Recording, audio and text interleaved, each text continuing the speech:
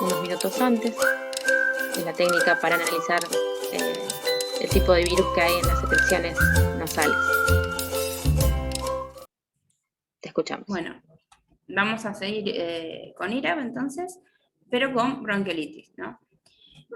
Hoy decíamos que es el primer episodio broncoobstructivo en niños menores de 2 años. Si en ese periodo de 2 años tuvo más episodios broncoobstructivos, el segundo ya no es bronquiolitis. Pertenece al grupo de síndrome bronquial obstructivo. Y si tiene más de 2 años, es un síndrome bronquial obstructivo y no bronquiolitis. También tiene que ver con el tratamiento que voy a hacer. ¿Sí? Si es el primer episodio, también depende de las investigaciones locales y de grupos de control, ¿sí? ¿Qué medida voy a utilizar como línea principal? ¿Sí? En términos generales, en todos lados, para el primer episodio se utiliza el aerosol con salbutamol. ¿Sí? Pero hay estudios o lugares que lo dejan para después. Así que empiezan con el oxígeno, y si no resuelve con eso, recién ahí ponen el salbutamol. Y otros estudios que, como en ese primer episodio, no usan de ninguna manera los corticoides. Y otro grupo es que sí usan el corticoide, ¿no? Utilizan primero el salbutamol y continúan con corticoides. Entonces, eso es lo diferencia de por qué hasta los 2 años y por qué hacemos este límite, ¿no? Es Cintia, más grave, sí. Hay una pregunta acá, que Dale. es disputa desde que empezó COVID. Nebulización sí, nebulización no. Dice Fernanda Navarro, ¿nebulizamos? A ver, yo quiero saber qué dicen. ¿Quién dice sí y quién dice no y por qué? Así tenemos una respuesta lógica. Podemos participar en el chat, podemos... Fuentes María, ¿puede ser? Fuentes María, Sí, levanto sí. la mano, sí. Yo no, buenas tardes. No me acuerdo en qué archivo que las profes subieron pero leí que antes de la nebulización estaba como la aerosolterapia, algo así, Aerosol terapia. que era la primera opción, que la nebulización estaba como en segundo plano. Y María, ¿vos por qué crees eso? ¿O crees que es así? Por lo que leí, era la primera opción, ahora no me acuerdo, buscaría el material, pero no me acuerdo, solamente quería contar eso y Perfecto. preguntar por qué era la aerosolterapia primero. Perfecto. A ver, ¿alguien más que se anime a tirarse la pileta? El salbutamol agita, sí, ¿por qué? ¿Quién es? Camila. Sí, agita.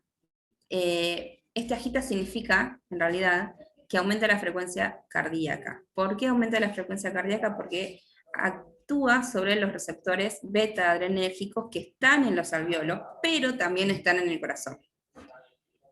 ¿Qué más? Una dice nebulizaciones, y creo que no hay nada más, ¿no? Dice, para mí no, las nebulizaciones humidifican las vías aéreas generando más secreciones. ¿Estoy muy equivocada? Dice Mayra. Mayra, no estás muy equivocada. Va por ahí la respuesta. Nosotros tratamos de mantener la vía aérea humidificada naturalmente, no que se genere un ambiente tan húmedo que propicie la activación de infecciones bacterianas, por ejemplo. Y nosotros lo que queremos es que ese alvéolo se abra. Entonces, ¿qué va a llegar más rápido? El puff de salbutamol, las micro partículas de salbutamol van a viajar hasta el alvéolo y van a permitir que ese alvéolo se abra mucho más rápido que si lo hago por nebulización. Es más efectivo en cuanto a dosificación, si lo hago bien.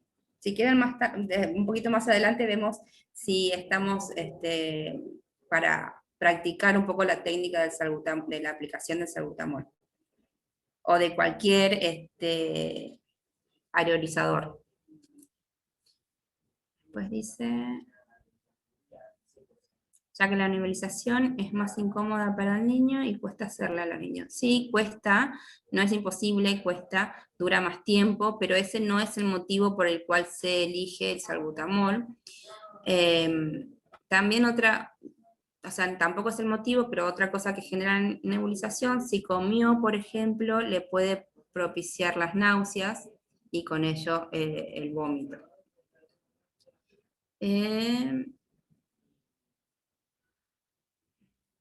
Creo que me fui para... Sí, porque es como las 4 de la tarde cuando estoy leyendo. No, vamos bien, vamos bien. No, pero me fui en el chat como muy arriba. Ah, sí, veía que... Después dice, Sí, están respondidas todas las preguntas, Cintia. dice esto del PAF cada 8 horas, santo remedio. ¿Después de qué santo remedio? Cuando vos desarrollabas diferencia de PAF-NEU, hicieron ese comentario. Bueno, el Como uso del afirmando lo que vos decías respecto a bien, la célula. el uso del PAF tiene que ver con el estado clínico del paciente. No es cada 8 horas si tengo que tratar una dificultad respiratoria aguda.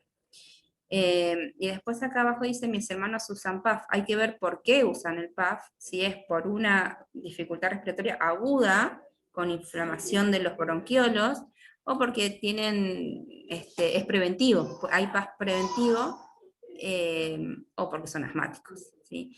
Y con el de cada 8 horas, ahora también vamos a ver un flujograma, que es propiamente de enfermería, donde se hace la valoración, se hace un score de tal, y de acuerdo a la numeración es cómo voy a administrar el salbutamol. Se pueden hacer seriadas de acuerdo a la gravedad, que son 2 PAF cada 20 minutos. Dejar 1 hora y volver a valorar.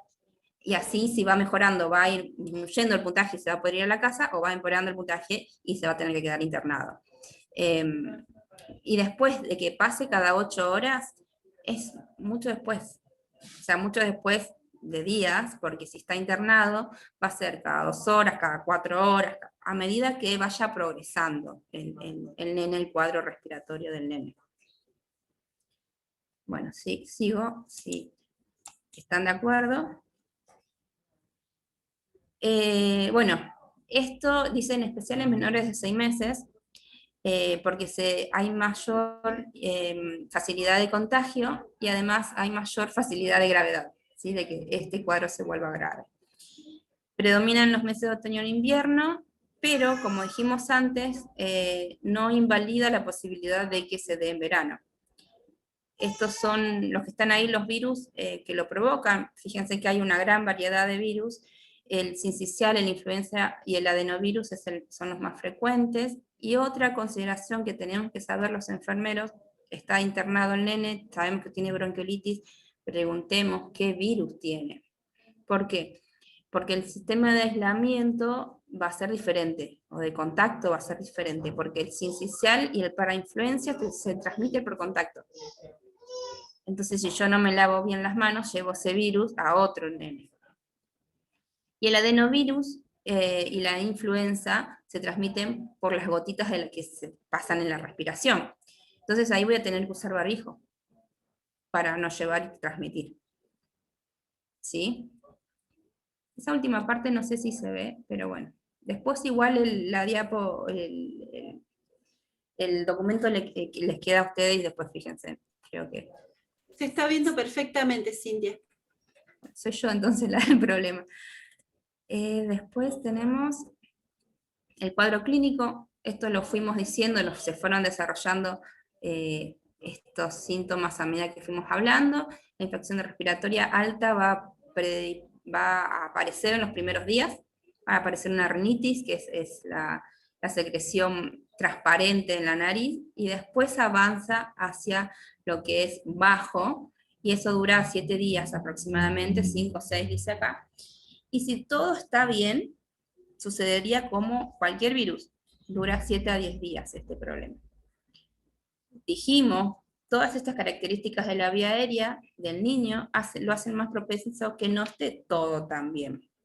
Entonces, si hay hipoxia, si hay una dificultad respiratoria por esto, y hay déficit de oxígeno, el chiquito va a tener una serie de complicaciones sistémicas y va a hacer que la vida del paciente dependa de eso. O sea, puede ser que pasen 10 días y no pase nada más, que nunca esté internado, que nunca requiera PAF, que nunca nada. Puede ser que requiera PAF, se vaya a la casa y esté todo bien y en 10 días es una anécdota, o puede ser que esté internado esos 10 días o mucho más de 10 días. Por eso es tan importante la promoción y la prevención. Esto también lo dijimos, lo dijeron ustedes, hay una reacción en cadena, se lesiona bronquiolo, hay edema interno, hay espasmos en los bronquiolos y también hay un edema afuera. Entonces hay un edema adentro y un edema afuera. Entonces tenemos acá que está el diámetro interno disminuido y de afuera que le hacen presión y disminuyen aún más, genera más presión. Esto es lo que causa la obstrucción de la luz y aparecen las sibilancias y el atrapamiento aéreo. El aire que quedó en el alveolo no puede salir, pero ya no sirve más para el intercambio gaseoso, queda atrapado. Y ahí va a aparecer el aumento de la frecuencia respiratoria, en las placas se van a ver zonas apagadas, van a ver atelectasias, van a ver zonas muy condensadas donde quedó el aire, y van a ver un desequilibrio de gases, por eso le sacan sangre y ven los gases arteriales para ver si esa difusión o ese intercambio de gases que sucede alcanza para mantener la función vital. Bueno, esto es un poquito más de lo que venimos diciendo, y acá abajo dice que en la clínica, para la clínica vamos a utilizar el score de TAL. Y más adelante está el score de TAL para que lo puedan visualizar. Los estudios diagnósticos también, como dijimos, son las radiografías y los laboratorios. En los laboratorios, como cualquier infección, se van a ver alterados los glóbulos blancos, ¿sí? Y a medida de que sea más grave van a haber acidosis respiratoria y más grave aún, acidosis metabólica. Las complicaciones también las fuimos hablando, las atelectasias, la deshidratación es por una consecuencia en cadena. El chico no come porque no respira, ¿sí? Porque no respira bien, entonces deja la teta, si está tomando teta, o deja de tomar la mamadera o agua a medida que es más grande, porque prefiere respirar antes que ingerir líquido. Otra complicación es una neumonía por una infección bacteriana, el enfisema, que es que ese aire que queda atrapado dentro del pulmón sale hacia el tejido subcutáneo. Bueno, ¿cómo este tratamiento? La hidratación. ¿Y qué tiene que ver enfermería con la hidratación? Que tengo que estar valorando si ese chico está hidratado. Preguntarle a la mamá, si tomó la teta, ¿cuánto tomó? ¿Cuánto tomó de mamadera? Si es más grande, si tomó agua, si tomó el té, si tomó lo que sea que tome ese chico. Si hace pis, por ahí no está en balance hídrico. Entonces yo no le pregunto si hace pis. No le pregunto si le cambió el pañal, si el pañal tenía mucho pis, si no lo tenía. Y pasa desapercibido. Y uno de los signos o de las alertas para ver si se está deshidratando es la cantidad de pis. La posición que le va a permitir mejor respirar, el semifowler.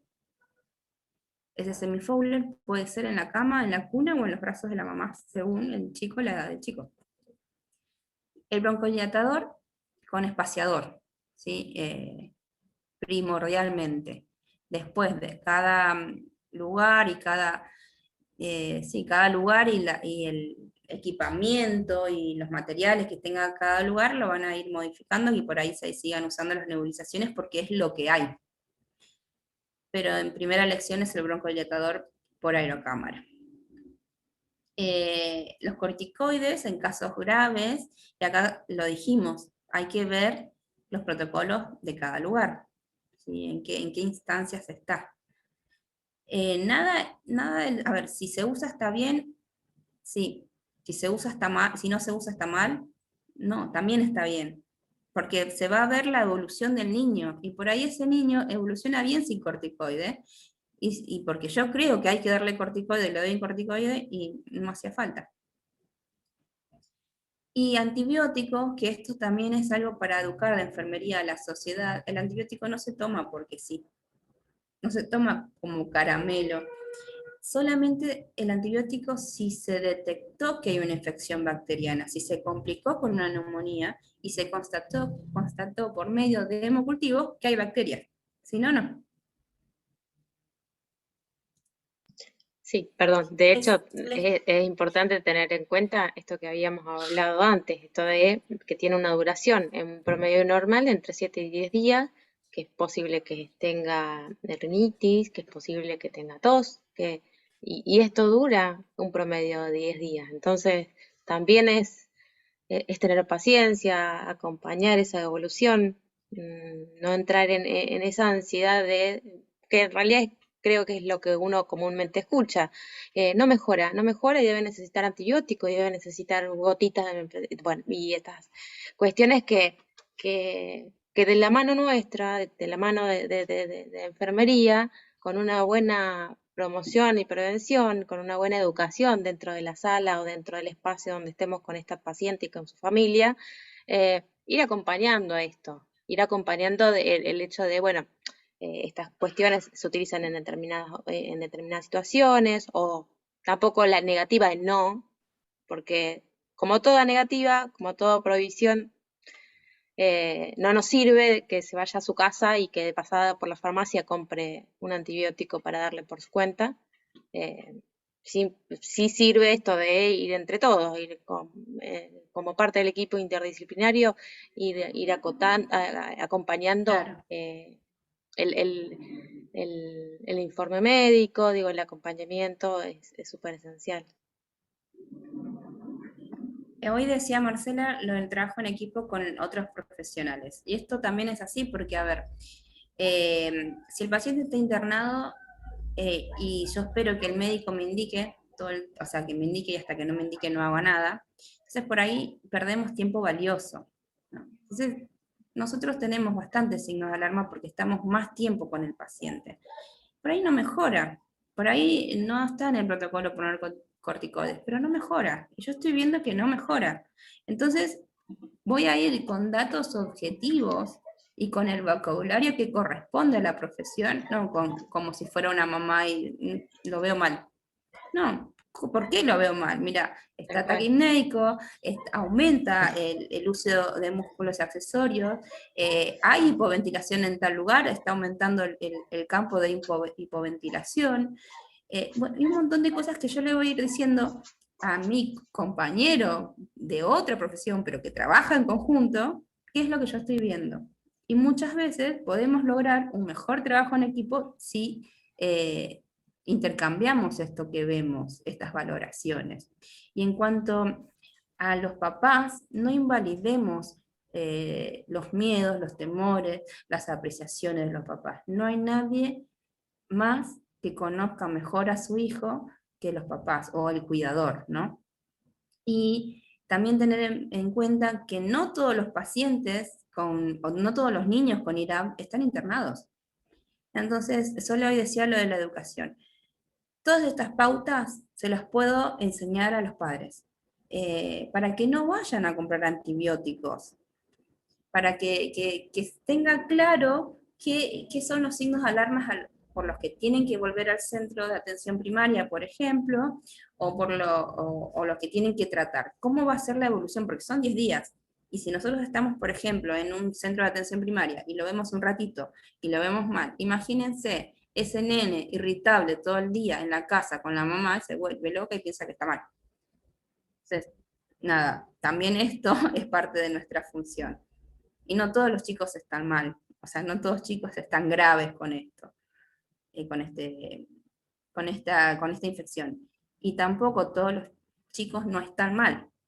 Entonces, cada caso, cada extremo, tenemos que saber trabajarlo y también el promedio. Marce, ¿querías decir algo? No, justamente ese fue el motivo por el que en 2008, si mal no recuerdo, hicieron los protocolos de atención.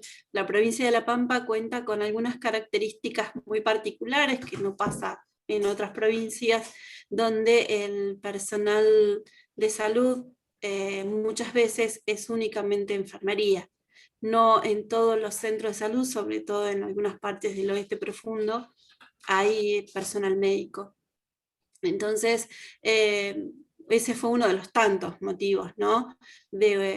Ante la necesidad de protocolizar y aunar criterio de valoración y medicación. Por ese motivo se llevó adelante la incorporación de protocolos y también la capacitación en terreno de todos los profesionales de salud de toda la provincia de La Pampa. Perfecto. Bueno, seguimos entonces, vamos a hablar de nuestros cuidados en estos niños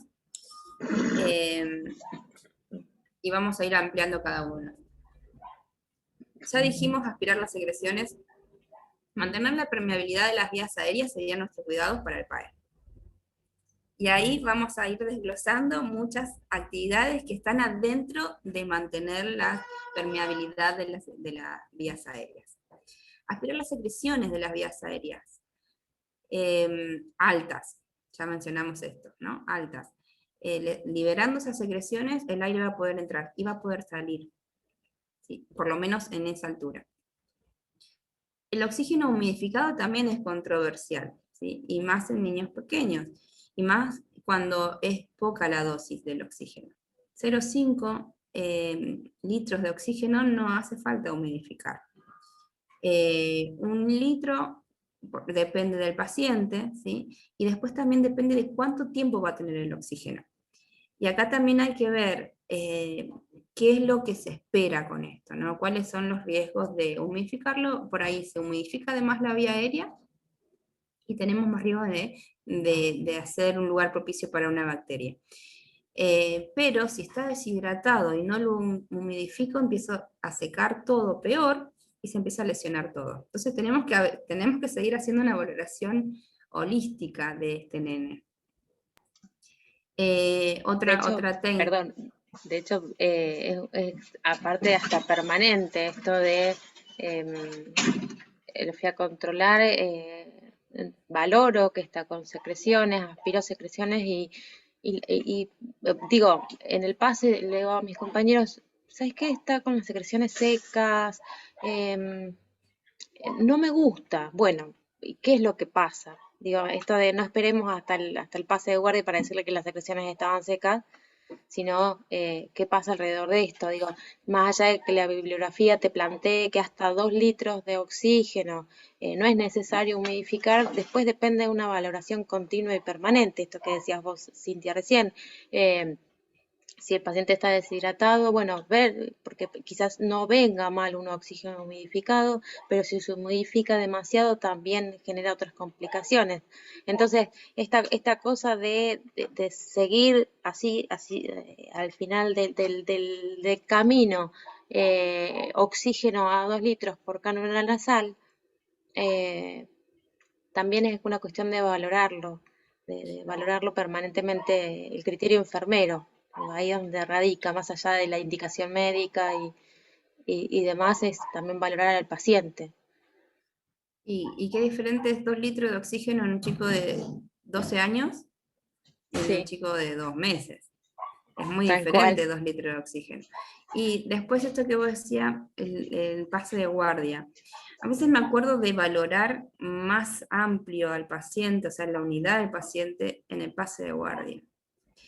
Y el chico me pasó toda la guardia con el oxígeno humidificado, pero sin líquido en el humidificador. Entonces yo paso con el oxígeno humidificado y nunca estuvo humidificado porque solamente estuvo al aire. Claro. Entonces son pequeñas cosas. Se calentó, por decirlo de alguna manera, pero ni no se calentó no porque pasó al frasco, el frasco no tenía nada, no generó ningún ambiente húmedo, entonces no se modificó. Claro. Y eso es parte de la valoración holística. O sea, toda la unidad del paciente y en pediatría, la familia es parte de la valoración holística. Bueno, la posición de la tráquea. ¿Cómo modifico, cómo ayudo a esa tráquea a tener una mejor posición?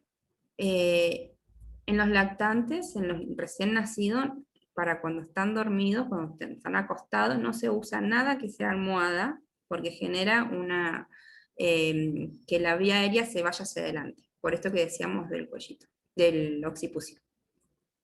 Pero, si ponemos una altura de no más de 2 centímetros debajo del cuello, a la altura de los omóplatos, permitimos que haya una extensión, pero no una hiperextensión, sino que esto quede abierto y no quede así, ¿sí? Y si ponemos una almohada, no quede así, ¿sí? Es muy difícil ver lo que es 2 centímetros, y hay otra área que es sueño seguro, ¿no? Que también nos trabajamos nosotros los enfermeros, y que también tuve el honor de trabajar, porque hay un montón de áreas donde ustedes van a ir descubriendo que es súper interesante, y por ahí a veces cuesta quedarse con una, pero debajo del hombro, a esta altura, se pone un pañito, así. ¿Sí? Este pañito va a ayudar que esté extendido, pero no hiperextendido, ¿sí? Y esto lo pueden hacer para el sueño seguro, aunque no tengan dificultad respiratoria, por debajo del hombro. No tiene que estar ni en el cuello ni en la cabeza. De esa manera voy a ayudar que la posición de la tráquea permita el pasaje de oxígeno de aire. Mantener la posición semifowler, ¿sí?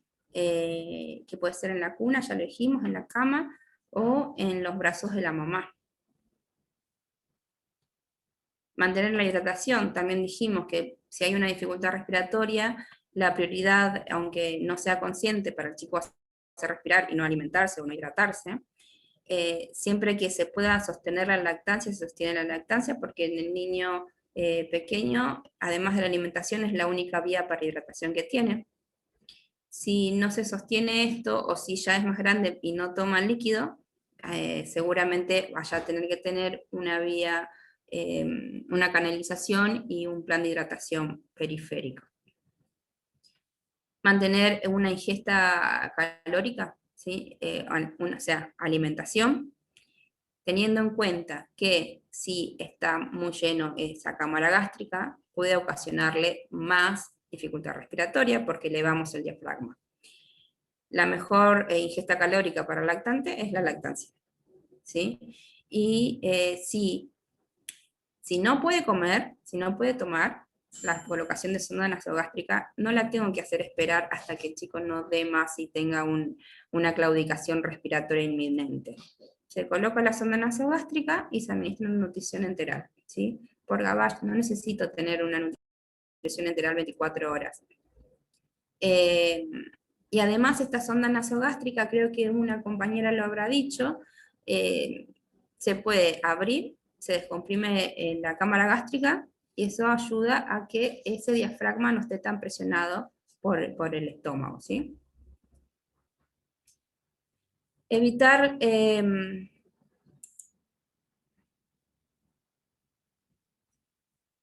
la extensión gástrica, lo mismo que decíamos, se abre la sonda nasogástrica. Si no tiene sonda nasogástrica, se fracciona el alimento, ¿sí? Que no tome toda la mamadera o que no coma toda la comida, sino que coma de a poquito, que coma y después que espere media hora y vuelva a comer, ¿sí? Para que no tener esa panza llena de alimentos, ¿sí? Se administran los medicamentos que estén indicados con interacción entre el equipo disciplinario, se respetan y se cumplen las normas de bioseguridad, el aislamiento preventivo, ¿sí? Hay carteles en todos los lugares que hacen internación, tienen carteles del tipo de aislamiento, si es por gotitas, si es aéreo, si es por contacto, si es de resistencia, como la tuberculosis. Bueno, y ahora que todas las áreas COVID son COVID, o sea, ya no está más en la puerta de la habitación, sino en el área directamente. Los controles periódicos es fundamental, son fundamentales porque la variación clínica puede no tardar, o puede ir dándome marcadores que dicen está desmejorando, o dándome marcadores que está mejorando, ¿sí? Empezó a estar más despierto, empezó a querer comer, está jugando, ¿sí? O al revés, estaba jugando y ahora está dormido, y ahora no quiere comer, y ahora no hace pis, ¿sí? Entonces, estos marcadores los tenemos que ir viendo de manera prácticamente continua. A ver, no necesariamente tiene que estar en una terapia intensiva para ver continuamente cuál es la evolución del niño. La educación, la explicación y la contención familiar, siempre teniendo respeto por los conocimientos y las formas de las familias, ¿sí? A veces brindan cuidados que ponen en riesgo este tratamiento, y nosotros no podemos ir a decirle, esto lo pone en riesgo a su hijo, sino tenemos que encontrar la manera de adaptar eso a una forma de que ese cuidado sea favorecedor a la mejoría, ¿sí? A la mejora del niño. Y muy importante, esto como el no controlar la frecuencia cardíaca al menos de un minuto, la frecuencia respiratoria en menos de un minuto, registrar lo que hacemos. No registramos lo suficiente, o sea, niño con paciente medicado y controlado, y paciente con evolución favorable, no sé, lo que sea. Nosotros tenemos una valoración y ya dijimos que es imposible hacer una valoración en 5 minutos, o sea, entro en la habitación en 5 minutos salgo, no. Entonces, si me tomó la valoración más de 5 minutos, no puede ser que la evolución que escribo de mi cuidado sea medicado y controlado. Hice una anamnesis, lo controlé, los signos vitales, hice una valoración externa, no sé, me fijé que tenía oxígeno y que el oxígeno esté modificado, eso también va en mi registro. O sin novedad, guardia sin novedad. Guardia sin novedad. Eso ha sido terrible. En uno de los estudios que bueno, se tomaron, un estudio retrospectivo que hicimos en un servicio hace algunos años, tomábamos los registros de enfermería y leíamos guardia sin novedad y decíamos, pero ¿cómo puede ser? No trabajó enfermería en esta guardia. Bueno, o el paciente no estuvo directamente, porque si no tiene novedad, el paciente no existió. En seguridad de paciente, como decía, es muy importante, o queda muy remarcado ahora, cuidar al profesional, ¿no?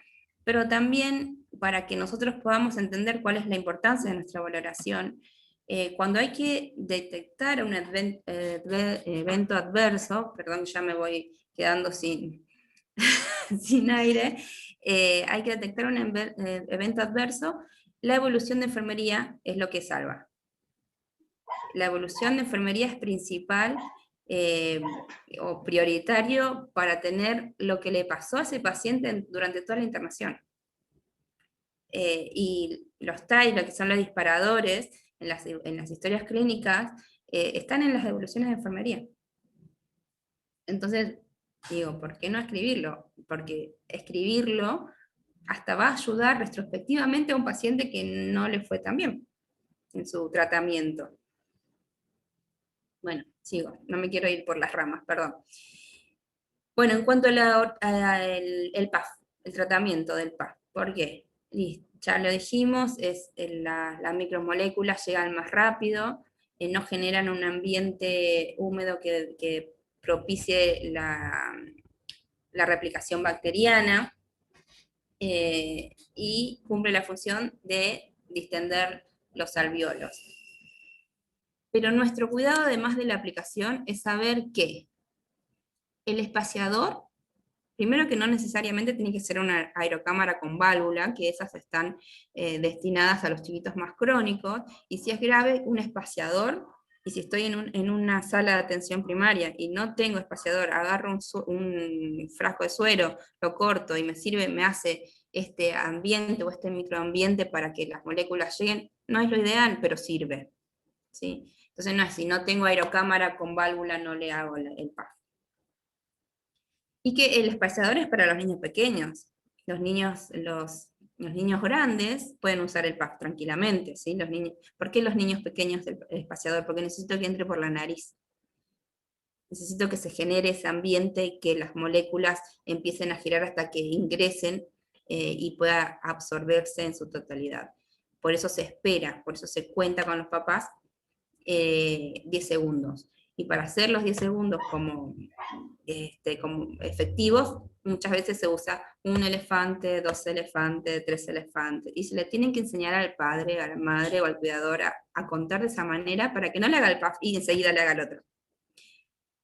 Y en el niño más grande yo estoy hablando de un preadolescente, que no necesito que esa molécula ingrese por las narinas, y que además no va a ser un episodio de bronquiolitis. Va a ser un niño que o tiene episodios broncoobstructivos a repetición, que le decimos BOR, o un niño asmático, o otras cosas, ¿no? O va a ser un PAF preventivo, como decíamos hoy. Yo lo tengo que saber lavar y lo tengo que higienizar y lo tengo que saber enseñar a los padres cómo se hace. Porque por ahí este chico no se quede internado, sea mi valoración en atención primaria y se vaya a la casa con estos cuidados. Se tiene que lavar con agua y detergente y se tiene que dejar secar. No se enjuaga, se tiene que dejar secar esto. Y esto hace que la medicación no se pegue en la pared. ¿Hace falta que se hagan todas las dosis? No, no hace falta que se hagan todas las dosis, pero no puede ser que el tratamiento termine y nunca se haya higienizado ese espaciador. Bueno, crea una atmósfera, esto que dijimos, para que este microambiente permita que las moléculas pasen a la vía aérea. Bueno, pasamos a otra patología que es la neumonía. Hasta ahí algo más de bronquiolitis.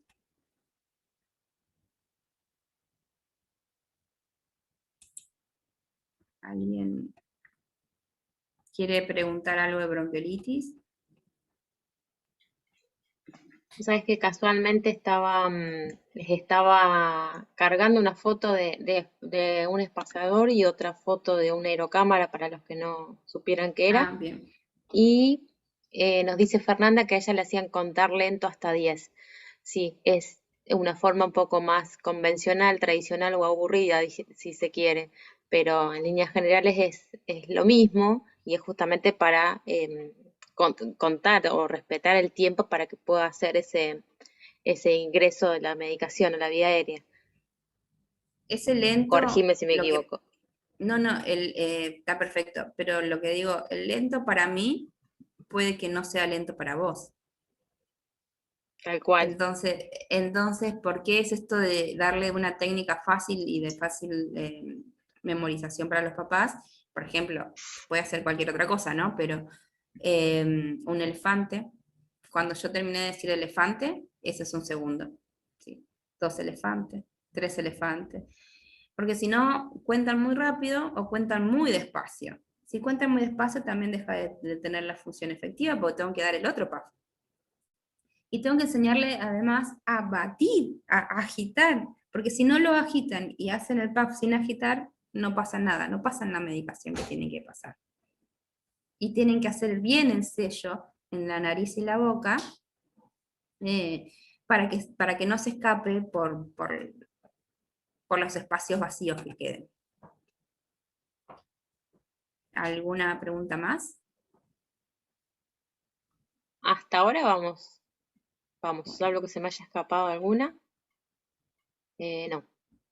Bueno, entonces empezamos con neumonía, que dijimos que también es un IRA, ¿sí? Es una infección respiratoria aguda baja, y que mayormente son bacterianas.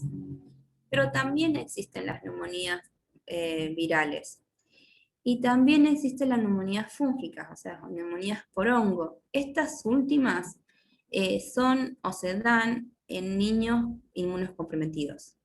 Pacientes con tratamientos oncológicos, niños con problemas inmunológicos, en realidad las personas con problemas inmunológicos a cualquier edad, los hongos como que los buscan para lo que sea.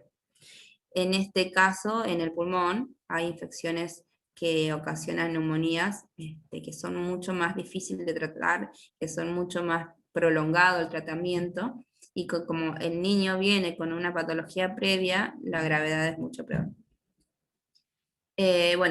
Las neumonías bacterianas están provocadas por el estreptococo, el estafilococo, ¿sí? Para estas también vieron, no sé, el calendario de vacunación, no sé si lo vieron. Ahí Sí, hay vacunas. perdón, sí, Sí. en enfermería comunitaria, si no me equivoco, corregime Marcela, comenzaron con el calendario de vacunación. Corríjanme, chicos, chicas, si es así. Sí, Mira, Sí, así es, Mayra profe. nos dice que sí. lo ven Sí, y lo profe. verán de acá Bien. hasta que se reciban. De acá Bueno, siempre, dijera.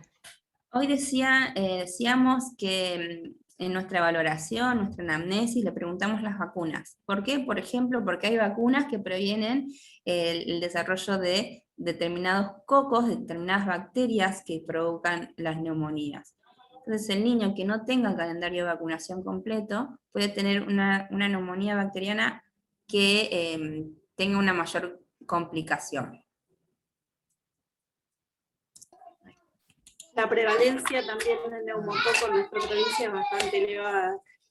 Bueno, nosotros tenemos una vacuna de neumococo para una cepa y no para la otra, que también es muy elevado y que además es el principal en nuestro país, pero no lo cubre el calendario oficial.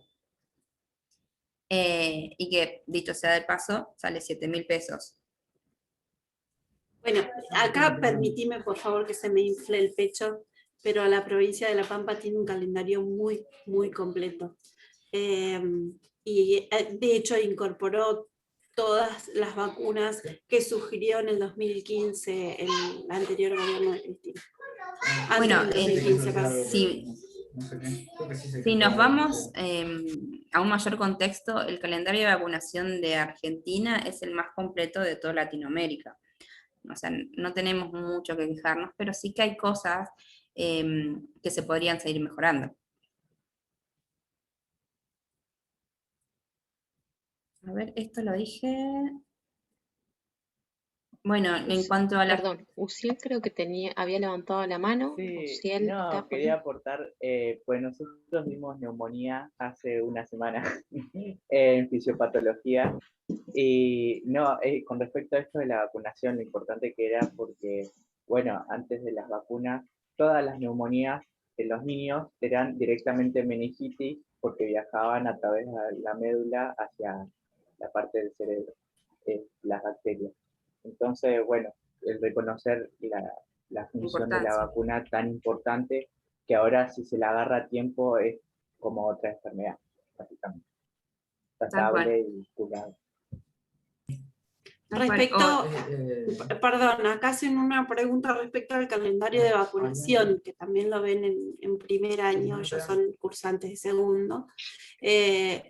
Si bien hay un calendario que es nacional, las provincias tienen salud autónoma. ¿Qué quiere decir esto? Que los ministerios de salud pueden adherir o no al calendario nacional. Cada provincia después ve en cuestión de presupuestos, etcétera, si suma o no vacunas. No Claro, sé si quedó clara la respuesta. que en términos generales, con el calendario oficial nacional, lo que se tiende es que sumen las provincias en sus localidades y que no baje de eso. Sí, o sea, no puede faltar la vacuna contra el neumococo. Entonces tienen que tener esa vacuna. Más algo más. Sí. Es un mínimo alcanzable. Claro. Como los Tal cual. propósitos del año 2000, ¿se acuerdan? Bueno. Bueno, después estas neumonías pueden estar adentro de los alvéolos, ¿sí? Que es la que más conocemos, o pueden estar afuera, que esto lo vamos a ver como infiltrados en las placas, ¿sí? Y como le dijimos, las que tienen que ver con lo fúngico, con los hongos, hay un mayor compromiso general y afecta mucho más a los afecta a los inmunocomprometidos, los que no tenemos o tenemos un sistema inmune competente, no nos afecta esto. ¿Sí? Después, el cuadro clínico, ahí tienen diferentes consolidaciones de la neumonía según según su localización o según su cantidad. Por ejemplo, focal, hay diferentes lugares de nódulos, neumonías intersticial, que están todos estos infiltrados, o la neumonía multifocal. La neumonía bacteriana, en los niños mayores se ve una condensación típica en la placa. En los niños pequeños aparece el síndrome febril y muchas veces no se ve en la placa hasta que se desarrolla más la enfermedad. Y entonces aparece como una bronquiolitis con fiebre y no se ve en la placa en un primer momento. Y después, cuando tratan la bronquiolitis, sigue haciendo fiebre, van a la radiografía y se ve que tiene una neumonía. Después, bueno, acá más de lo mismo, que es estudios, las radiografías, que voy a ver zonas más consolidadas. Acá hay una que se ve muy bien, una neumonía focal. En el laboratorio van a estar los glóbulos blancos alterados, también van a estar la eritrosedimentación alterada, todo lo que es la coagulación, los gases de sangre, si hay mala distribución, mala respiración, van a estar alterados, y en los hemocultivos se va a demostrar qué germen es el que está afectando, y va a depender de eso el tratamiento antibiótico. No puedo sacar el hemocultivo si ya pasó el antibiótico. Que esto también es un trabajo en equipo. Bueno, listo, vamos a ponerle tal medicación. ¿Y por qué perdón, ¿no? ¿Y por qué lo mencionarás, no? Digo, es No, como, porque nunca pasó, obvio. no, jamás. Hay que sacarle los hemocultivos, 2, para poder empezar Claro. con un antibiótico X. Pero yo ya Claro. empecé con el Ya se le antibiótico. pasó. Y ya Claro. perdimos toda posibilidad de contacto con esa bacteria presente. Entonces, por eso es Claro. súper importante los hemocultivos previo al comienzo del antibiótico. Esto, digo, como función de nuestro hospital, los antibióticos vienen preparados de farmacia. Nosotros no preparamos el antibiótico en sala, vienen diluidos y con el sachet de solución fisiológica de dextrosa en la cantidad que tiene que venir, y viene así de farmacia. Entonces, este problemita lo salteamos. ¿Por qué? ¿Por qué sucede esto? Porque por ahí el médico indica hemocultivo y ya indica el antibiótico de amplio espectro. Yo tengo el frasquito de antibiótico, lo preparo y se lo paso. Y me olvidé de sacar el hemocultivo. Bueno, esto no sucede tan así o con tanta frecuencia en el hospital porque hace la indicación y el antibiótico no está en la sala. Tiene que venir preparado, y para que venga preparado, el médico le tiene que hacer la indicación a farmacia. Entonces no es tan inmediato el paso de antibiótico en la sala. Permitime sentir un poquito de envidia, por favor. Tiene sus pros y sus contras igual, porque después vos trabajás ahí, tenés que ir a trabajar en otro lugar y tenés que preparar el antibiótico. Sí, yo voy a hacer así, una experiencia cortita, no me voy a demorar tanto. Le decía a los chicos que yo allá por el 2010, si no me equivoco, hice una pasantía así como cortita por la UCI polivalente del Garrahan, y me encontré con esto de que muchos medicamentos ya venían prellenados de farmacia, que la alimentación enteral también venía fraccionada en sachet individual y descartable, cosa de que, wow, para mí era algo nuevo, porque a nosotros nos llegaban los biberones de vidrio previamente esterilizados. Nosotros teníamos que calentar ese biberón, pasarlo a un sachet previamente que habíamos tenido que vaciar y llenar, con lo cual la posibilidad de contaminación cruzada entre el lactario y el paciente era bastante elevada. El tema de medicamentos fraccionados y preparados de farmacia era como una utopía pensarlo en ese momento, y bueno, hoy por hoy todavía sigue siendo. Pero bueno, era totalmente distinto en ese sentido. Lo que hace la diferencia quizás a lo que es Santa Rosa, Pico, que tiene salas de pediatría, es lo que planteas vos, Cintia, esto de se solicita un hemocultivo y bueno, es enfermería la responsable de, no en todos los servicios, ojo, hay servicios que pediatría por lo general de sala tiene, o el hemocultivo lo hace el residente o lo hace personal de bacteria. No siempre, porque no tienen tanta experiencia con pacientes pediátricos, que es lo primero que refieren. En la UCI, sí, por lo general el hemocultivo lo hacemos nosotros. Pero esto es súper importante esto. Saqué el hemocultivo y me llevó, no sé, 2 horas, 3 horas intentar y lograr el hemocultivo y bueno, pero no se empieza el antibiótico hasta que no se saca el hemocultivo. Bueno, acá te acoto acá, el hemocultivo en sala lo sacan los residentes. Pero, como decían ustedes, también este trabajo en equipo. Los residentes están aprendiendo. Ellos tienen toda la carrera de medicina, pero la parte práctica la tienen en la residencia. Y muchos de ellos la primera vez, si sos R1, es como nosotros cuando salimos en primer año y vemos el hospital. Sí tengo un montón de información teórica, pero ¿y dónde está la vena en la práctica? Bueno, entonces es un trabajo en equipo, o sea, te digo, lo hace el residente con nosotros. Es así. Y si hay catéter, sí lo hacemos nosotros. Ahí está protocolizado que lo hace enfermería si hay catéteres. Pero bueno, lo del antibiótico que venga preparado de farmacia, como decía, tiene sus pros y sus contras, porque muchas veces nos relajamos y le pasamos el antibiótico.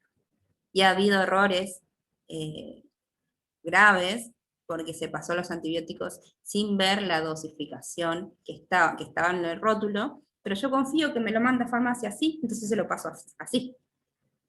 Entonces, por ejemplo, una ceftriaxona, que era un bebé chiquito, se le pasó 10 veces la dosis y terminó en terapia intensiva. Son cosas que, ¿cuál es mi cuidado? Entonces ahí agrego mi cuidado, verificar el rótulo de la medicación que viene preparada de farmacia. ¿Sí?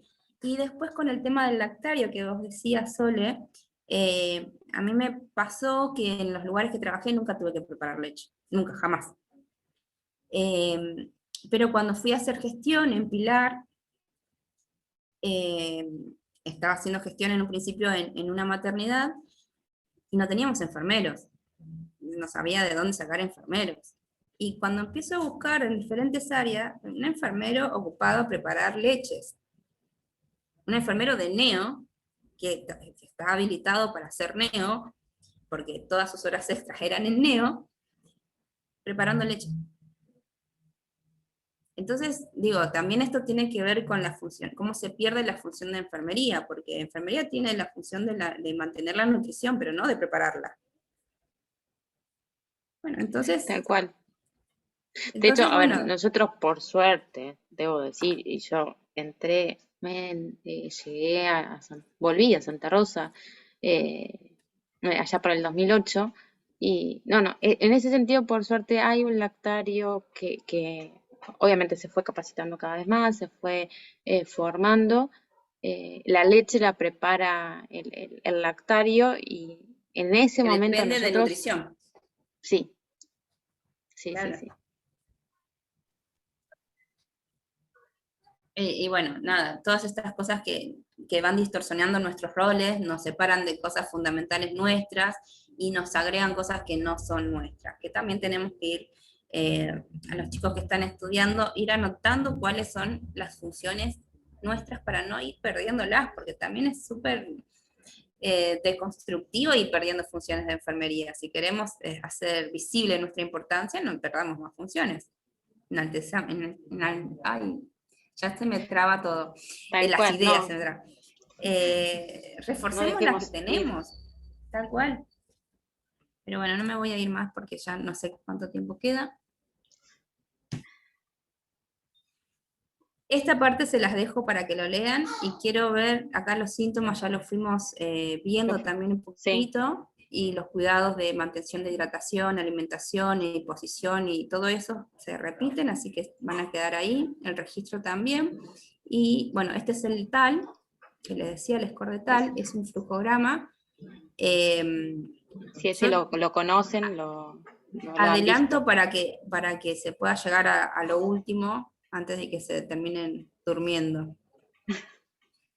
Bueno, el flujograma que se utiliza en el ingreso del paciente se utiliza sí o sí en atención primaria, y es esto: si este puntaje me da menos de 4, lo estoy señalando con el dedo, perdón, si da menos de 4 es leve, si da entre 5 y 8 es moderado, y si da mayor de nuevo es grave, pero esto es en la primera evaluación, cuando recibo a este chico.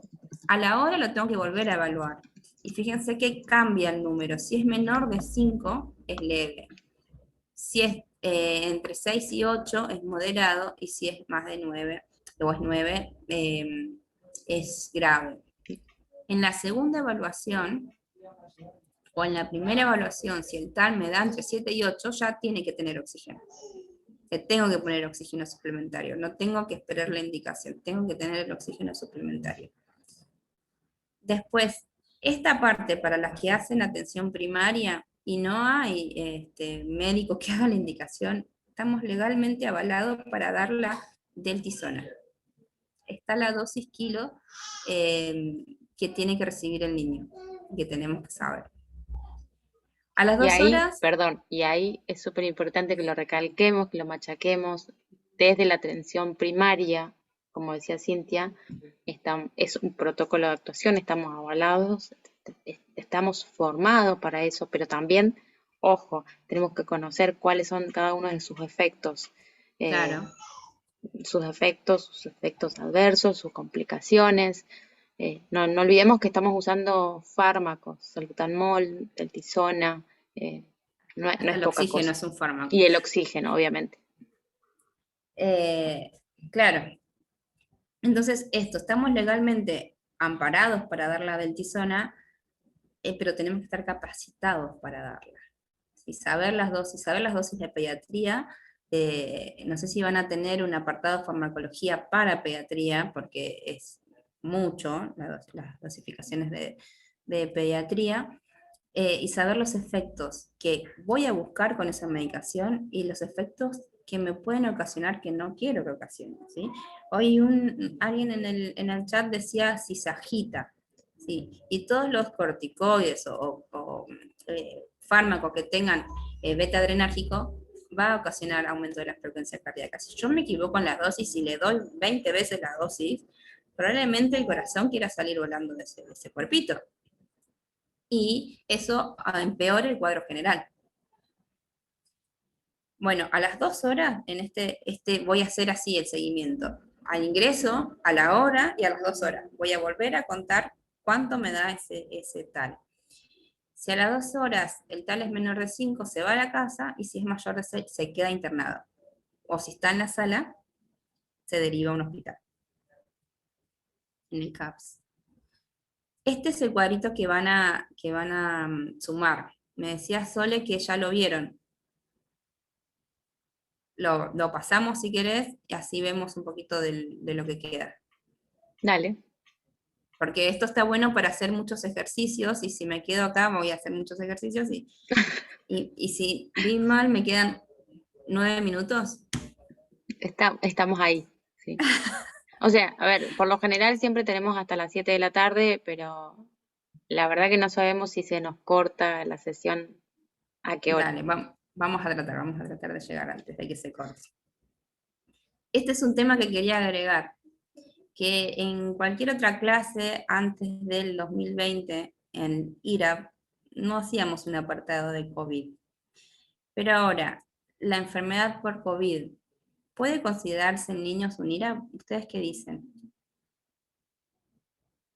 Porque vieron que las noticias decían, no, a los chicos no, a los chicos les afecta, son asintomáticos. Bueno, ¿pueden considerarse IRAP? Es una pregunta para todos, Para el para todas. auditorio. Ay, Sí, yo creo que idea quién sí. hay. Que sí, porque Tana, ¿no? Tana dice ahí. Sí. ¿Por qué? ¿Por qué sí? Considero que porque es uno de los síntomas de los cuales no, o sea, es uno de los síntomas que tenemos, ¿no? Para los adultos antes, ahora, bueno, ataca a todo el mundo, pero afecta justamente a la parte respiratoria. Claro. Y bueno,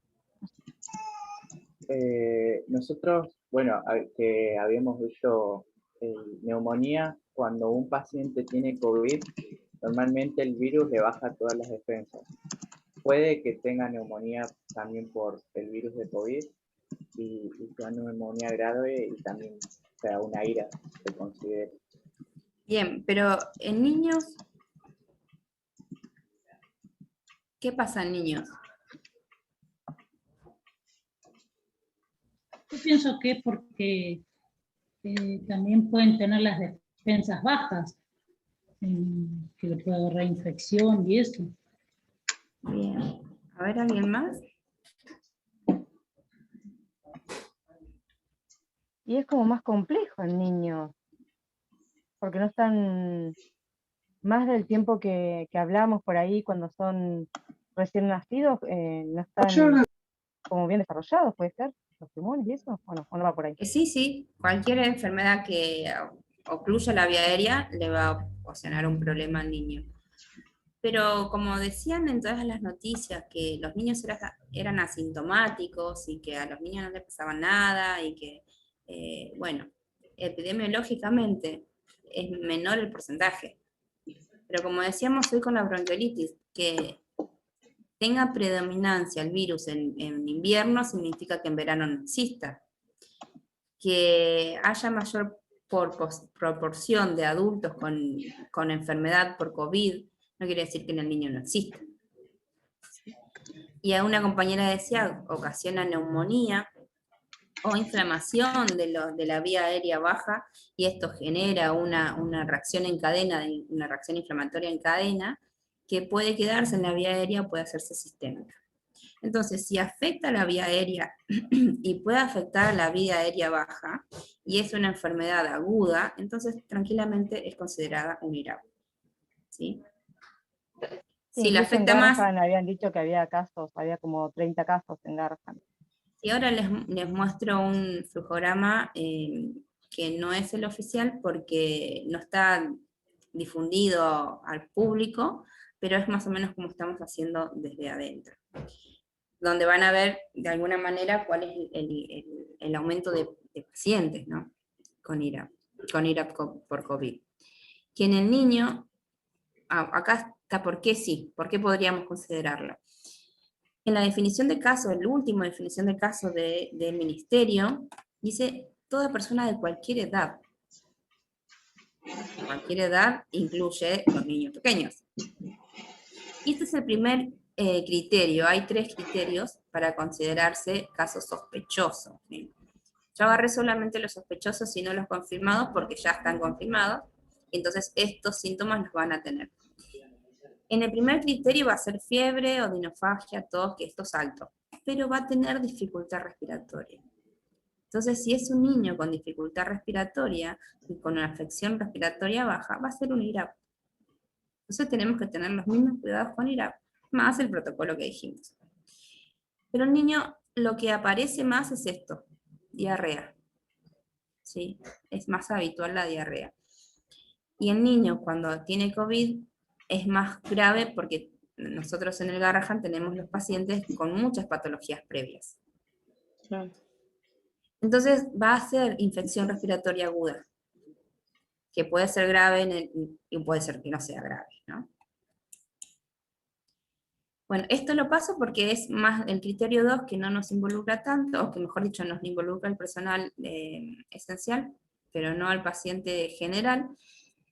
Y este es el de pediatría. Fíjense cómo cambia. Sí puede ser un IRAP, pero lo que pasa en pediatría es distinto. Son menos cantidad, pero tienen más riesgo de tener todo este cuadro clínico. Puede aparecer una erupción cutánea, conjuntivitis, una inflamación o signos de alteración de la coagulación. Hay una enfermedad, como dato anecdótico, que se llama Kawasaki, el síndrome de Kawasaki, que por este síndrome falleció la hija de Pampita, como dato así de publicidad, ¿no?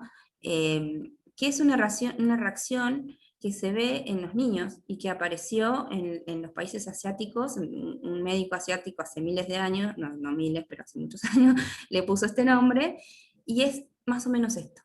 ¿Sí? Es más o menos la misma reacción, que altera la función vascular, que afecta al corazón, las válvulas del corazón, que altera los mecanismos de coagulación, ¿sí? Entonces ya no es respiratorio, afecta más la parte circulatoria sistémica, ¿sí?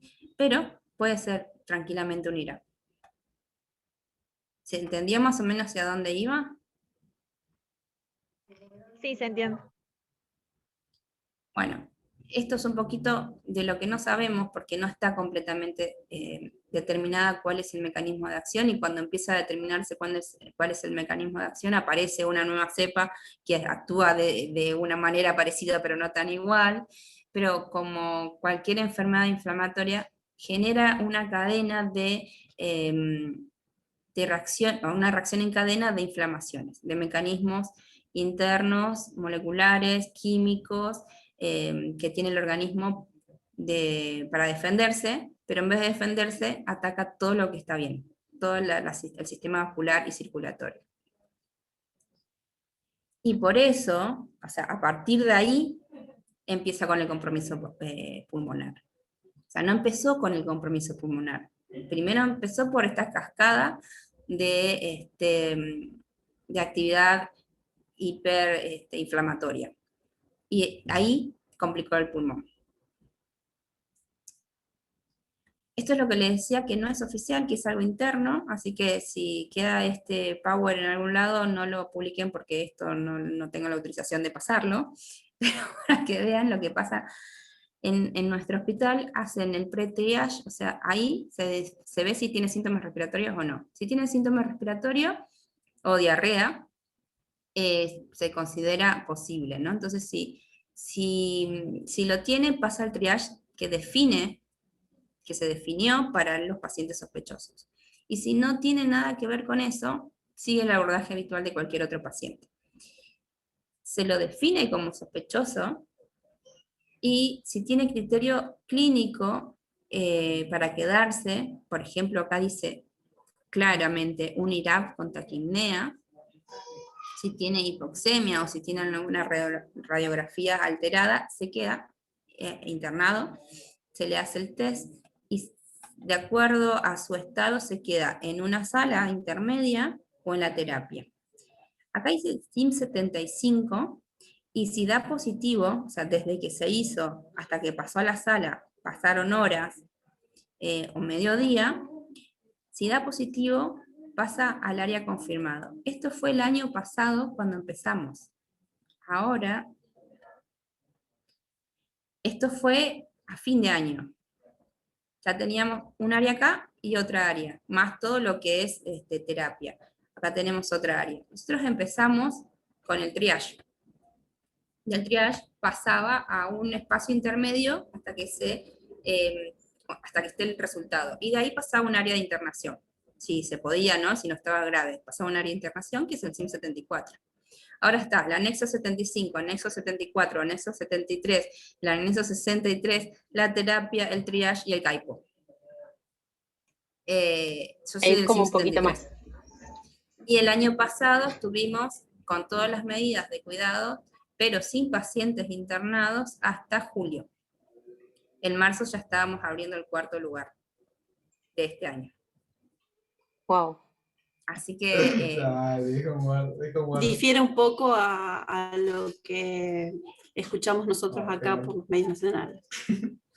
Claro, lo que pasa es que no todos los chicos tienen un desarrollo tan grave como el adulto, pero que hay chicos contagiados que necesitan hospitalización, es cierto.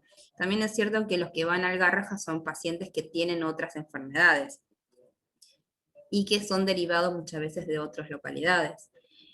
Pero la demanda de camas este año fue totalmente diferente al año pasado.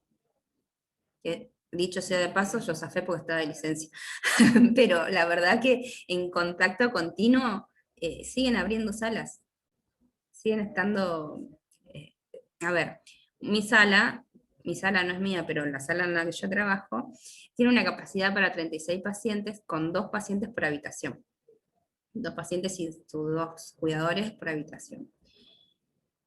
Ahora no hay 36 pacientes internados, porque en cada habitación pueden estar por protocolo y por espacio de difusión del virus una sola persona, el nene y su mamá, nada más. Entonces ya tenemos la mitad de capacidad de pacientes en la sala. Y así con los demás lugares, pero de todas maneras está lleno. Como para que haya un poquito de ver por qué es un IRAP y qué más aparte de un IRAP es el COVID. Se trata con síntomas respiratorios. Nosotros en nuestra provincia, la CODES implementó los containers. Se trajeron containers y se reforzó, bueno, en los sitios donde surgen los brotes, lo que se hace es delimitar el espacio. La Coordinación de Emergencias y Desastres de la provincia se está encargando de cada brote, delimita el espacio, coloca hospital de campaña y después, si el brote no cesa, coloca containers, y si el brote cesa, con un hospital de campaña ya como que solventa alguna situación. Esa es la desventaja que tiene el Gran Buenos Aires y Capital. O sea, armar burbujas como que ya es imposible porque está por todos lados todo el mundo, los hospitales se llenan, las terapias se llenan, es como imposible de alguna manera cerrar como necesito cerrar esto, aislar este pedazo de población o de hospital hasta bajar el brote, no, se está brotado todo el tiempo. Claro, nosotros el año pasado trabajamos con DINESA, con la Dirección Nacional, por eso más o menos conocemos la situación de Buenos Aires, pero fueron medidas cautelares que se llevaron a cabo en todo el país. Por ahí a Buenos Aires, por eso te hice el comentario, porque a Buenos Aires esto no le fue posible hasta ahora, y crucemos los dedos, acá está surgiendo resultados. Bien, bien, en muchas provincias está resultando positivo, lo que acá no resultó. Por la cantidad de población, por la cantidad de demanda de gente de Gran Buenos Aires que trabajamos en Capital, por toda esta circulación interna, hacen más difícil el aislamiento. Y también por la gente que necesita trabajar. O sea, es todo un contexto para analizar, ¿no? O las escuelas, o esto que hablábamos de ir el contagio en las guarderías, que si bien el niñito no tiene, o tiene menos posibilidad de desarrollar síntomas o la enfermedad, sigue transmitiendo el virus. Bueno, hay un montón de cosas que la verdad que a nivel mundial se está aprendiendo, y nosotros también somos parte de ese mundo. Bueno, esto era un poquito lo que les quería mostrar con el tema de IRAP y de su relación con el COVID, que en los niños también provocan enfermedades respiratorias, también provocan enfermedades respiratorias bajas y también provocan enfermedades graves. No en la misma proporción que en los adultos, pero sí hay. Bueno, estos son los criterios para la selección del paciente. Entonces acá, en IRAP por COVID, ¿cuáles serán nuestros cuidados? Comenzar a cumplir el protocolo de COVID, que tiene como objetivo generar un ambiente seguro, tanto para el niño como para los otros pacientes y para el personal. De esta manera evitar la propagación dentro de la institución de este virus, ¿sí? Tratando de hacer lo que dice Marcela, cerrar un área para que si hay una circulación de virus, sea en esa área, y no estar llevando o no permitir el paso a otras áreas que hay trasplantes cardiovasculares, que hay un montón de áreas que son sumamente delicadas, y si dejamos que ese virus pase para otro lugar, complicamos más a los pacientitos. De hecho, ahora que planteas esto de la delimitación y teniendo en cuenta lo que habían hablado recién, la sala de pediatría del hospital donde trabajo es que reserva un espacio, digo, delimita un área especial para COVID y otra para no COVID. Es una sala, si no me equivoco, son 8 habitaciones, entre 8 y no más de 10, y cada una tiene espacio para 2 pacientes. No es posible esto de, aunque debiera ser lo requerido, dejar una habitación por paciente, eh, pero bueno, la realidad es que se delimitó un área para COVID y otra para no COVID. Al igual que en el espacio de lo que es la guardia pediátrica, también se delimita un espacio para COVID. Y en lo que es la terapia intensiva, que tenemos 4 aislamientos, pero de los 4 aislamientos, uno de ellos solamente tiene baño, así que se tratan de reservar los aislamientos y especialmente el que tiene baño De baño, para que no pacientes salgan. COVID. De hecho, nosotros en lo que va de la pandemia tuvimos un solo paciente COVID en la terapia intensiva pediátrica, no así en la pediatría, hubo más afluencia de pacientes, pero el paciente que tuvimos era un abdomen agudo, o sea, su evolución fue totalmente normal y esperable para su patología. El COVID no generó ninguna afectación, ninguna complicación mayor, así que por ahora estuvimos hasta agosto del año pasado sin pacientes, o sea, totalmente atípico para lo que es época invernal, cuando hace 2 años, en 2019, tuvimos la epidemia de bronquiolitis y tuvimos una afluencia de pacientes de 12 camas, estamos, viste que uno se pone así como, Sí. se lo pone encima. Nos apropiamos de la... Sí, de hecho fuimos copando la guardia pediátrica que también tenía boca de oxígeno y vacío y aspiración como para ventilar pacientes y la verdad que fue 2019 para nosotros, para la pediatría fue caótico. En el seguimiento epidemiológico de IRAP era muy interesante ver esta curva, hay como ciclos, cada 5 años más o menos la curva aumenta.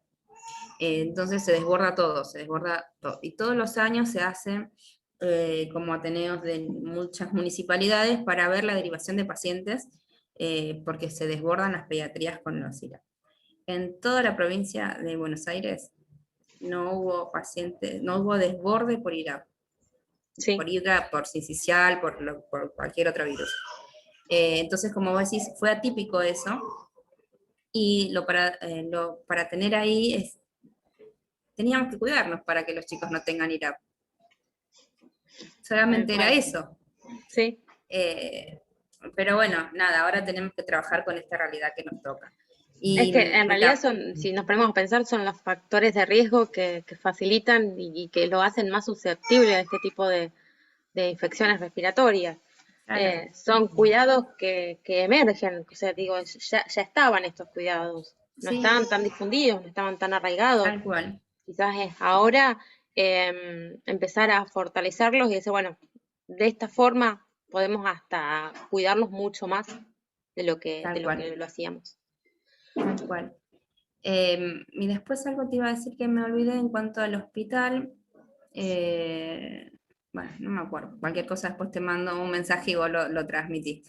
Pero bueno, más o menos esta es la realidad de la que tenemos que incorporar el COVID a nuestro IRAP.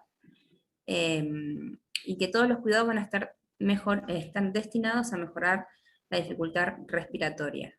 Que tenemos que hacer todo el resto previamente para evitar pasar el virus a otro y pasarnos el virus a nosotros, ¿no? A tomar el virus nosotros. Y eso sería... ¿qué pasa? Bueno, o se me tildó la computadora o algo. No quería terminar. Ahí está. Y eso sería todo. Esta es parte de cuando la sala... no puse más fotos porque no llegué tiempo a pedir permiso, pero a pedir permiso a mis compañeras y eso, ¿no? Pero esta es la sala, el ingreso que se acomodó así de un día para el otro, por eso ven los carteles con impresiones comunes.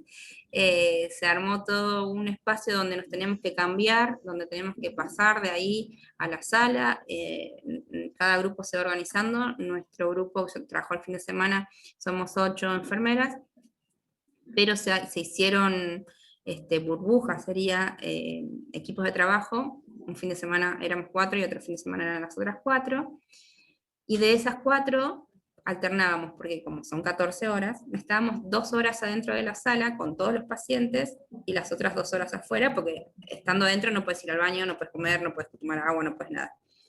Y después nos cambiamos. O sea, cuando salen las 2, entran las 2. Y en el pase de guardia era el único momento que se quedaban solamente los médicos adentro de la sala, los residentes, ¿no?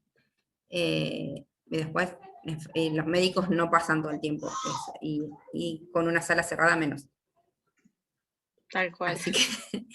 Así que bueno, Es eso ahí es un donde se poquito. empiezan a implementar no, es ahí donde empezamos a poner en práctica el ojo clínico, los procedimientos Claro. por lo menos nosotros en la terapia siempre trabajamos juntos, siempre Sí, vamos, sí, sí. vamos en equipo, digo, hay que colocar una vía periférica y si bien yo tengo a cargo un paciente crítico y uno semicrítico, le pregunto a mi compañero, sí, te ayudo, no hay drama. Ahora bien, ¿qué pasa cuando hay un protocolo, estás adentro?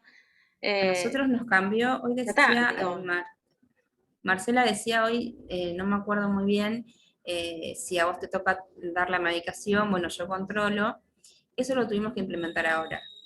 Yo jamás trabajé de esa manera. Le hago todo al paciente, no sé, me tocan 5 o 10 pacientes, 2 pacientes, un paciente, todo yo. claro. Pero de esta manera tuvimos que cambiar la forma de trabajar. O sea, este paciente o este grupo de pacientes es de nosotras dos en el momento que estamos ahí adentro. Sí. Y cuando pasa las otras 2 compañeras, digo las otras porque somos todas mujeres, las otras 2 compañeras siguen nuestros cuidados, ¿no? Claro. Pero la verdad que yo nunca había trabajado con esa dinámica de trabajo. Mira, Así qué como a mí me importante esto del pasaba, trabajo en equipo, independientemente de cuán bien, claro, cuán bien o no bien me caiga, digo, tal cual, no, es así. Y otra cosa para los chicos, para saber. Muchas veces el que no nos cae bien, el compañero que no nos cae bien, es el que mejor trabaja con nosotros. Sí, En una emergencia, totalmente por de ejemplo. acuerdo. Así que Totalmente de hay que acuerdo. saber disociar. Bueno, Digo, nosotros a ver, en no, marzo, sí, perdón. no, le contaba que en marzo del año pasado, en febrero empezamos a ver los primeros casos. Yo estoy en gestión central en el ministerio. En marzo se nos solicitó empezar las capacitaciones y las hacíamos en forma virtual con equipos de toda Latinoamérica y alguna participación de la gente de España. Entonces planteaban esta nueva metodología de trabajo necesaria, la organización previa al ingreso de la sala COVID. Y justamente acá es donde muchos de los compañeros de todo el mundo planteaban la necesidad de la organización previa. Entonces, si no la traemos desde la formación académica, difícilmente después la podamos practicar como todo, ¿no? Después nos tenemos que adaptar. En cambio, así, si desde que nos educamos está presente, creo que está presente siempre, desde la gesta. Me parece que es ahí donde hay que hacer énfasis. Pero bueno, es la respuesta que le hemos dado al centro de estudiante, que nuestra área disciplinar cuenta con estas características que por ahí otros espacios no.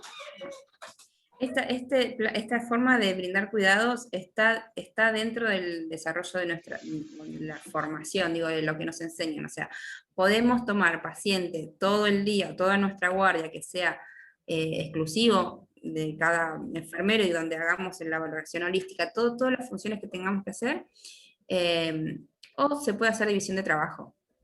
Esto existió, y cada lugar tomó lo que más útil era para ese lugar. Todos los lugares en los que yo trabajé tomaba la división de pacientes. Sí, toda la guardia, ese paciente o esos pacientes estaban a mi cargo.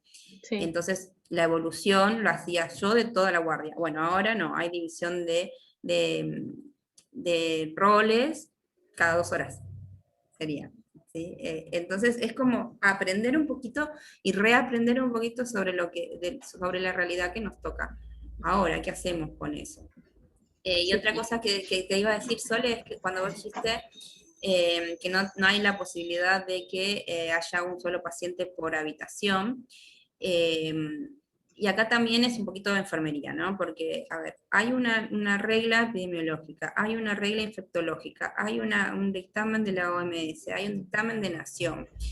Enfermería muchas veces aceptamos eso. Acá en el Garrahan, la verdad que hace mucho ruido enfermería, y no hay 2 pacientes por habitación porque enfermería no, o sea, enfermería se negó.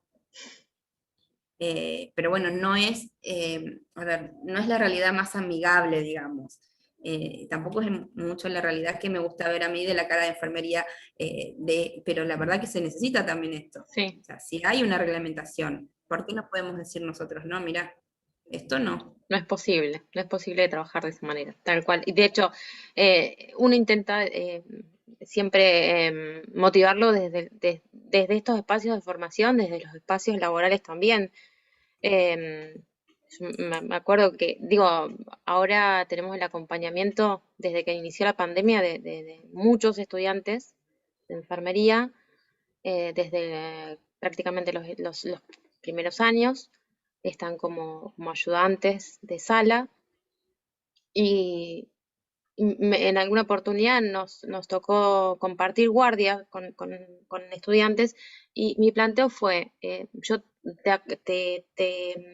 te ayudo, te formo si se quiere, vamos a tomarlo como eso, como colega, no me veas como profesora porque acá somos colegas y acá trabajamos codo a codo. Yo necesito que vos te formes y que vos estés segura de lo que vas a hacer y también que desconfíes de vos misma, digo, esto de, está bien lo que estoy haciendo, está mal, preguntarle a tu compañero, confiar en tu compañero primero, porque yo necesito que vos tengas cierta seguridad, porque hoy te puedo enseñar, ya mañana no.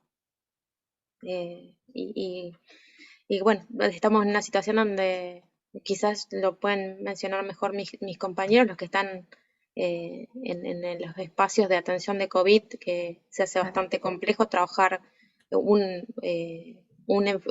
estudiantes, 3 estudiantes cada un enfermero. Eh, es la responsabilidad al hombro de uno de lo que implica la calidad de cuidado. Sí, la responsabilidad directiva y la responsabilidad ministerial también, porque Sí, si hay alguien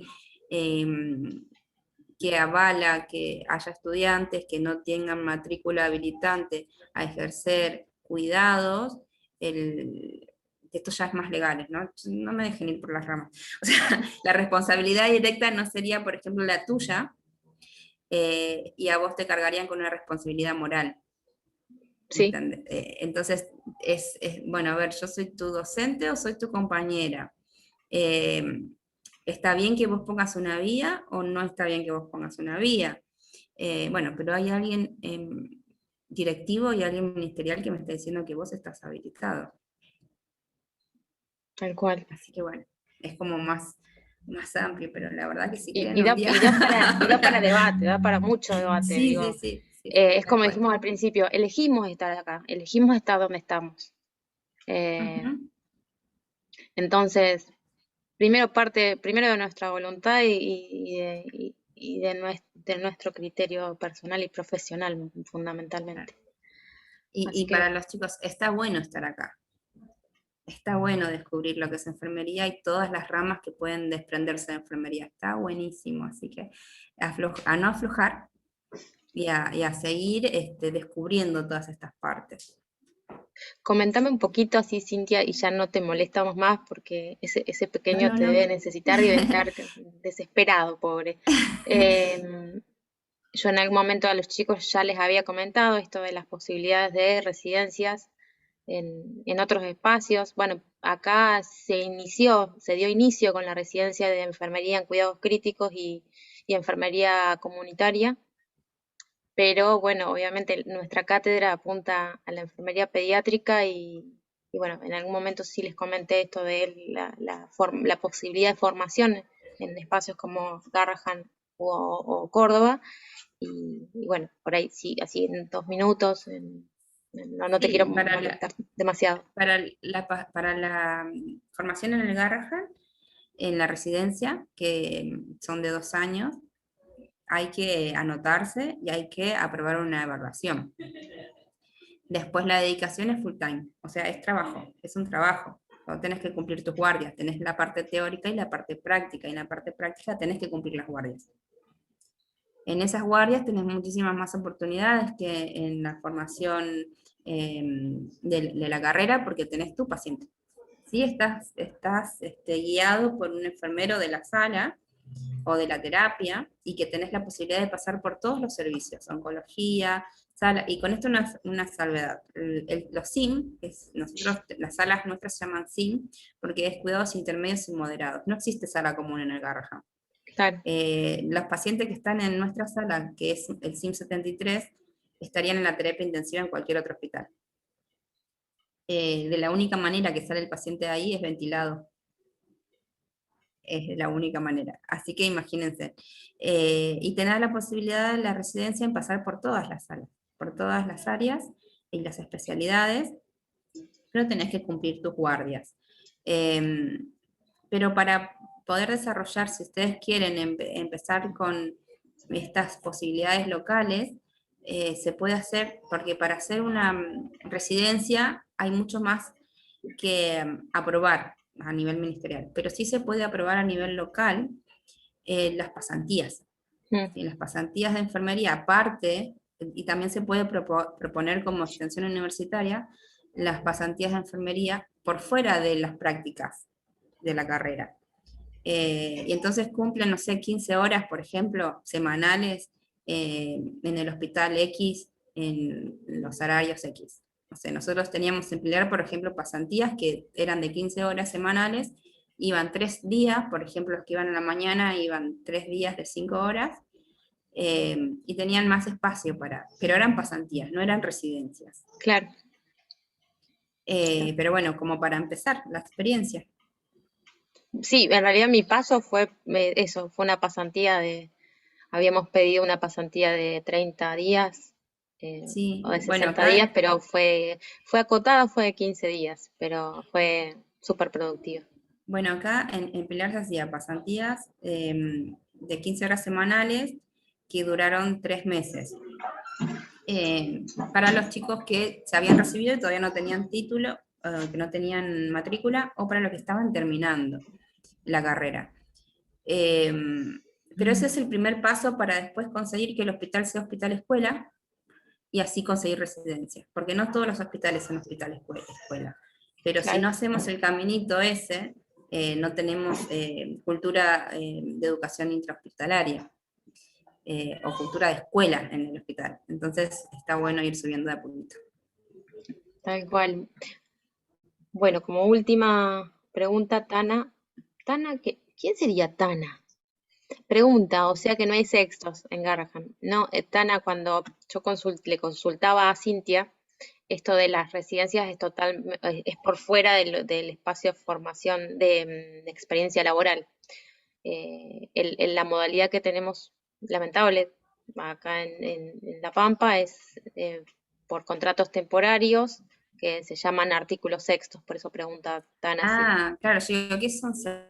No. En otro momento nos reunimos y charlamos de lo que serían las ofertas laborales. Está bien, Pero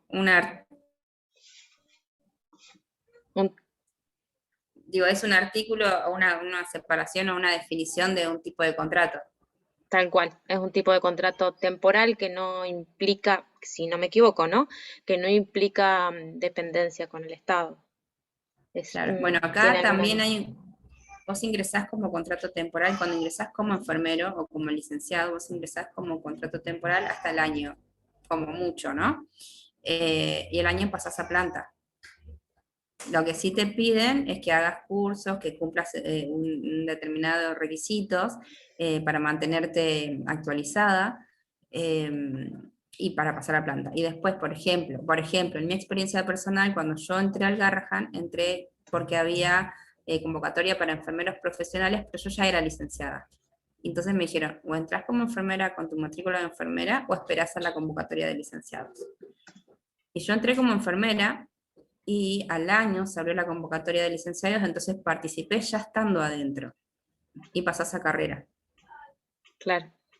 Pero bueno, esto es ir viendo.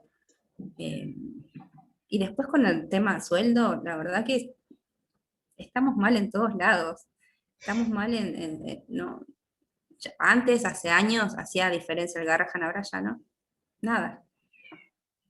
Así que empiecen, los que quieran, necesiten ese dato para elegir, empiecen a ver bien porque vamos a seguir siendo pobres, perdón que le tire esto así un poquito más abajo, ¿no? Pero bueno, pobre de plata, pero muy rico en espíritu.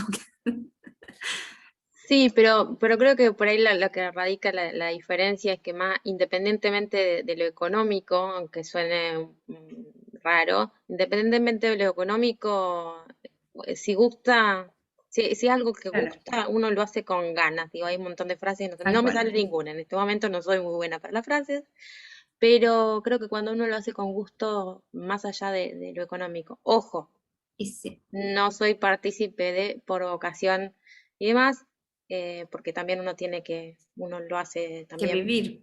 tal cual, por una remuneración, pero, pero bueno, estamos en estos espacios de formación porque queremos y porque nos gusta y bueno, Y en bueno, algún momento todo va a cambiar. el Garrahan da la posibilidad de tener mucho espacio de aprendizaje, o sea, de todas las patologías, de todo.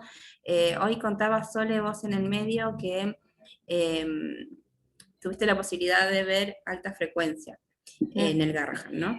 A mí me pasó al revés, yo venía de terapias de recuperación cardiovascular, ECMO, alta frecuencia, de ahí pasé al Garrahan, y en el Garrahan no estaba en una terapia.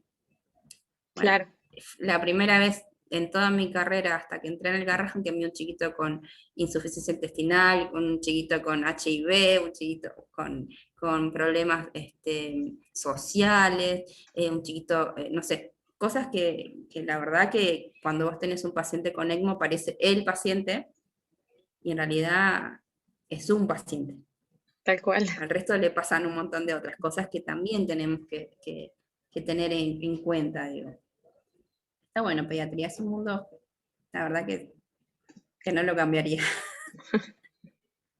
Alguien dijo, no, a alguien le dije yo en mi etapa de formación, mis primeros 3 años de carrera, haceme acordar que nunca trabajé en pediatría y hoy la verdad Olvídate. que hace 13 años que trabajo en terapia pediátrica, la verdad que es un espacio que me apasiona y que es recomendable. O sea, es complejo, pero la pediatría te da esas satisfacciones que son incomparables. Claro, para Así que, nosotros. Ahora, el que hace adulto por ahí le da la misma satisfacción con ellos. obvio, Es como que cada uno tiene que encontrar su lugar. Y me gustaría enterarme, estos chicos son de segundo año, ¿no?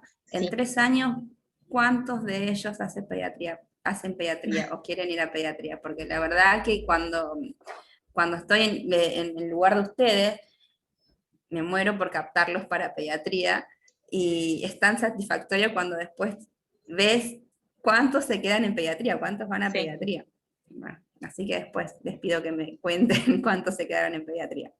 Ahí justo buenísimo. vi uno que dice yo amo pediatría. Mira, ya ahí Ya apareció tiene, ya, una. ya tiene el aprobado. Bueno, Cintia, muchísimas gracias por participar. Todavía no se nos cortó, así que por lo menos pudimos culminar.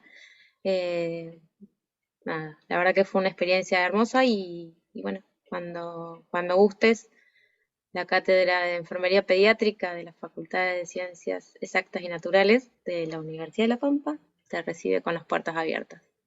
Muchas gracias. Bueno, muchísimas gracias. Muchísimas gracias a todos, a los estudiantes, y por supuesto cuenten conmigo con lo que sea. Un placer enorme, Cintia, qué gusto escucharte, qué gusto cohabitar este espacio hoy con vos. Gracias.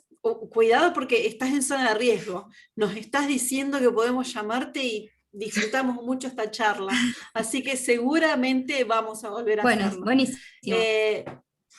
Todos acá, todos y todas, están los estudiantes agradeciéndote, diciendo qué linda clase. Qué bueno. Y mandando saludos. Bueno, gracias especialmente a ellos, que son los que tuvieron que aguantarse despiertos hasta las 7 de la tarde. Así que bueno, espero que haya sido, que haya sumado, y cuando quieran, aunque sea para la charla de café, me avisan. Tomamos examen pronto, necesitamos gente en la mesa. Perfecto, no hay problema. No hay problema. Gracias, Cintia. Buenísimo, muchas gracias. De todo corazón. Gracias a ustedes. Bueno, con esto damos por finalizada la clase de hoy. Cuidados de enfermería a niños y niñas con IRAP. Así que bueno, que tengan buen fin de semana. Y bueno, muchísimas gracias por participar. Chao, profe. Gracias. Gracias, buen fin de- profe.